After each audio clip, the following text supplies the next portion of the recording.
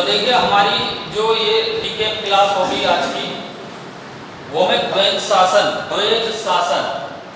पर लेकर चर्चा होगी। ठीक है, ये एक ऐसा टॉपिक है स्टूडेंट जिससे कि आम तौर पर किसी भी एग्जाम में, चाहे एग्जाम किसी भी स्तर का हो, वहां से प्रश्न यहाँ से बनते हैं। वहां पे एग्जाम क्या महत्वपूर्ण क्वेश्चन यहाँ से बन सकते हैं उन पर बात करेंगे। सभी अपनी जो आपकी ये जो रफ वर्क कॉपी बंद कर दें, मैं सिर्फ जिससे पूछूंगा वही बताएगा।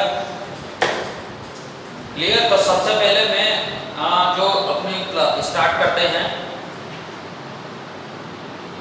द्वैध शासन, जिस पर हमने कल भी बात की। तो सबसे पहला विषय बताएंगे, पीछे बैठे हैं ये नहीं आएगा, चलो नेक्स्ट तो दूसरे विषय बताएंगे, पीछे वो आए। ठीक है,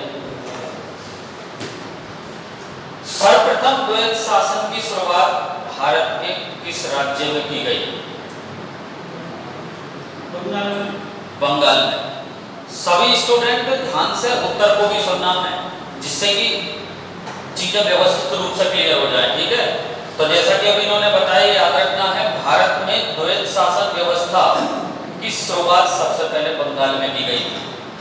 ये क्लियर हो जाना चाहिए। क्या था स्टूडेंट द्वैध शासन? द्वैध शासन का अर्थ होता है कि एक ही, जैसे कि एक शासन करने वाला है, कोई एक शासन है, पर्टिकुलर एक ही शासन होता है, उस शासन के दो पहलू बना दिए जाते हैं कि भाई कुछ हिस्से को आप देख लें और कुछ हिस्से को दूसरा व्यक्ति देखेगा। ठीक है, ध्यान से सुनना है। द्वैध शासन भारत में सबसे पहले 1765, बहुत अच्छी तरीके से सुन लें, एक बिंदु को अच्छी तरीके से सुनेंगे आपके बाद। द्वैध शासन 1765 में भारत में सबसे पहले बंगाल में लगाया गया या लागू किया गया, और इसकी शुरुआत रॉबर्ट क्लाइव के द्वारा की गई। बहुत ध्यान से सुनेंगे, इसकी शुरुआत रॉबर्ट क्लाइव के द्वारा की गई। मैं उन्हीं रॉबर्ट क्लाइव की बात कर रहा हूं जो प्लासी के युद्ध के बाद 1758 में भारत के बंगाल के पहले गवर्नर बनाए गए थे। याद रखना, तो एग्जाम में कई बार पूछा जाएगा, और ध्यान से सुन लें। बंगाल में द्वैध शासन की शुरुआत किसके द्वारा की गई? Robert Clive. द्वैध शासन का अर्थ क्या था स्टूडेंट? अब ध्यान से सुन लेंगे। शासन के कार्यों को दो भागों में बांट दिया गया।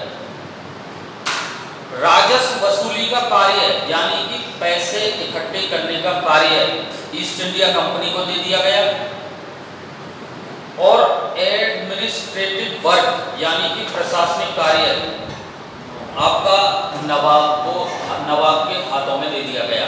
तो द्वैध शासन का अर्थ ये है कि शासन को की इकाई को, जो एक इकाई होती है, उसको दो भागों में बांट देना, उसके कार्यों को दो भागों में बांट देना, वो होता द्वैध शासन। क्लियर? अरे क्लियर है?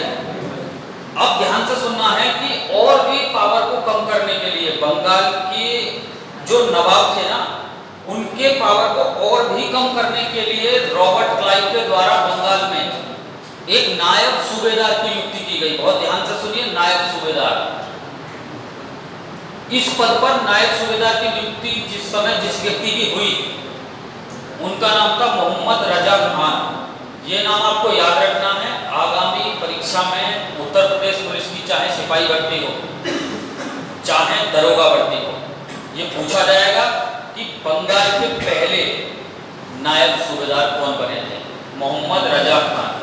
यानी कि नवाब की शक्ति को अंग्रेजों द्वारा यहाँ पर और कम करने के लिए नायब सूबेदार की नियुक्ति कर दी गई। बात समझ रहे हैं?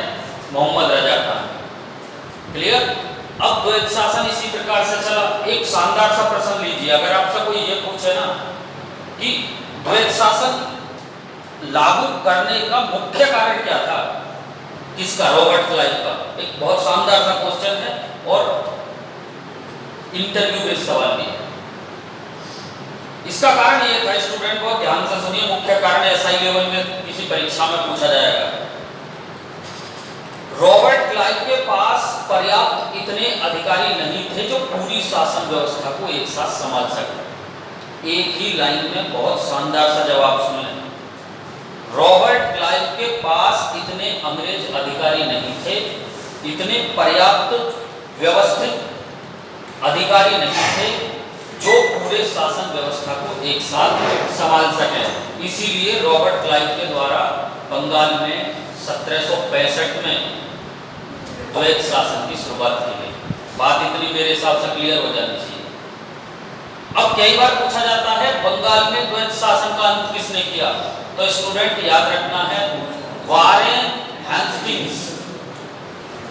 वारेन हेस्टिंग्स के द्वारा बंगाल में द्वैत शासन को समाप्त कर दिया गया।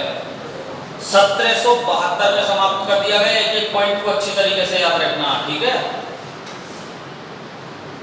क्यों समाप्त कर दिया गया, जरा ध्यान से सुने। क्यों वाला जवाब, यानी कि फिर एसआई जैसा क्वेश्चन जब दरोगा पेपर दे रहे होंगे, उन्हें इसमें दोष दिखाई दिए, वारेन हेस्टिंग्स को दिखाई दिए होंगे उन्हें कुछ दोष, तो उन्होंने इसको समाप्त कर दिया। ध्यान से सुनेंगे।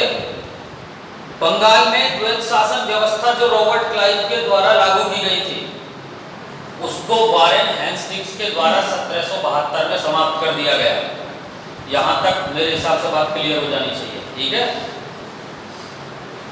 1773 का एक रेगुलेटिंग एक्ट है, जानते होंगे, बहुत फेमस है। 1773 का regulating act, 1773 regulating act.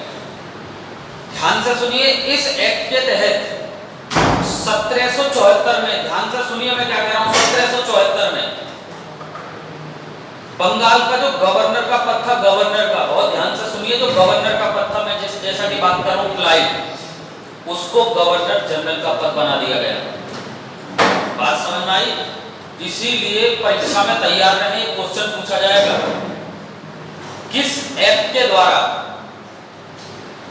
Bengal में गवर्नर के पद का नाम बदलकर गवर्नर जनरल कर दिया गया, तो आपका वहां पे आंसर होना चाहिए 1773 के रेगुलेटिंग एक्ट के द्वारा।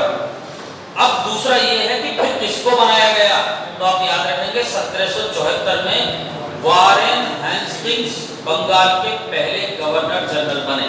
यहां तक मेरे हिसाब से बात क्लियर हो जानी चाहिए स्टूडेंट, क्लियर है। अब कुछ मैं महत्वपूर्ण वन लाइनर क्वेश्चन पर चर्चा करूंगा, उसे अच्छी तरीके से याद रखना है। अगर एग्जाम में पूछा जाता है कि बंगाल के पहले गवर्नर कौन थे, तो रॉबर्ट क्लाइव, जो कि 1758 में बने थे प्लासी के युद्ध के बाद। बंगाल के पहले गवर्नर जनरल कौन थे, वारेन हेस्टिंग्स। और अगर पूछा जाता है भारत के पहले गवर्नर जनरल कौन थे, विलियम बेंटिक। और प्रथम भारतीय अगर पूछा जाता है तो आप जानते हैं कि सी राजगोपालाचारी, कई बार पूछा जाता है, क्लियर। वीडियो को लाइक और शेयर करना